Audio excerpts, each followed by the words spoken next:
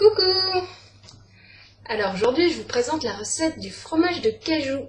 Je sais que c'était très attendu, donc et voilà. Je m'y colle. Par contre, en fait je l'avais déjà faite cette vidéo, mais j'ai eu un petit problème technique. Donc, on recommence, c'est pas grave. Donc la recette, je suis partie de la recette proposée sur le blog My Vegan Revolution. Et puis en fait je propose une version plus simple. Donc la mienne c'est 130 g de noix de cajou, 90 ml d'eau à la place des 90 ml de Rejuvelac, et pareil une gélule de probiotiques. Donc une gélule de probiotiques, ça se présente comme ça. Je prends de l'Actifilus, vous voyez bien, vous voyez pas du tout. Voilà. Sinon je vous lis Actifilus, confort intestinal, 5 souches de probiotiques, prébiotiques. Alors, qu'est-ce qu'on a dedans? Lactococcus lactis, Lactobacillus paracasei, Lactobacillus casei, Lactobacillus acidophilus, Bifidobacterium lactis. C'est toutes les bactéries du lait, donc ça nous plaît pas mal. C'est bien.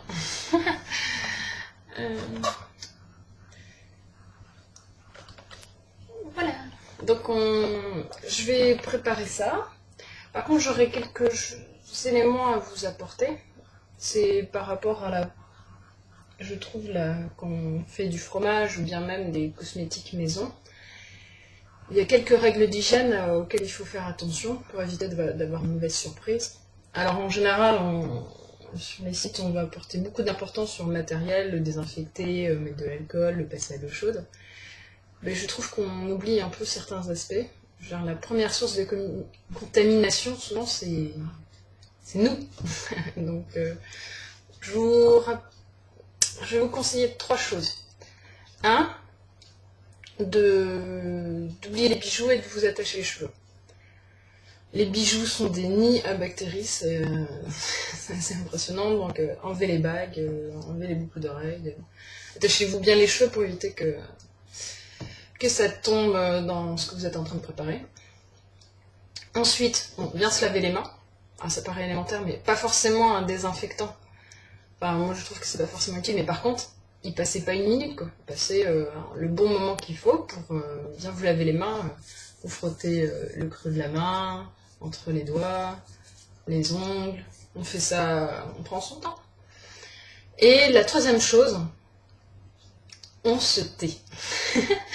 Donc je vais vous expliquer ce que je vais faire, mais pendant que je le ferai, je dirai rien. D'accord?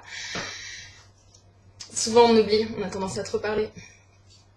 Voilà, donc ce que je vais faire, je vais peser les 130 g de noix de cajou. Je vais rajouter 90 ml d'eau filtrée. Ensuite, je rajouterai la gélule de probiotiques. Je mixerai tout ça. Et je mettrai ça dans un petit pot. Moi, j'utilise une fromagère. Mais vous pouvez très bien utiliser une yaourtière. Alors, je vous déconseille de l'acheter. Hein. Si ça vous plaît pas la recette, je sais pas, empruntez-la. Une fromagère, une yaourtière, c'est égal. Sur le site My Vegan Revolution, elle propose de le faire dans une passoire avec une étamine.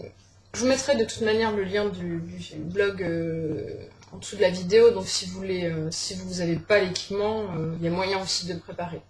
Je ne vais pas l'expliquer là, elle le fait très bien sur son site. Voilà, une petite pause pour moi me laver les mains. Et après je commence.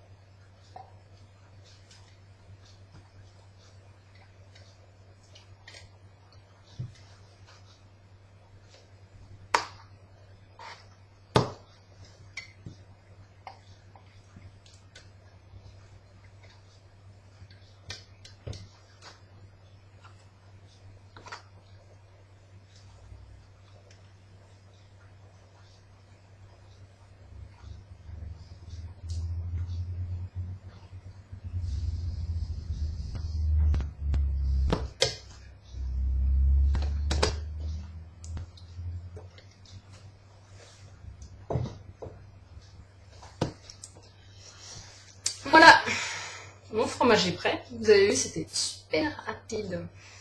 Donc je vais le mettre à la fromagère. En 12 heures, il est déjà bien. Pas très avancé, mais il faut déjà en faire quelque chose. 24 heures, c'est mieux. Et après, alors je vais vous montrer, parce que là, j'en avais déjà fait. Donc je vais vous montrer le résultat. Alors le signe... je vais m'asseoir.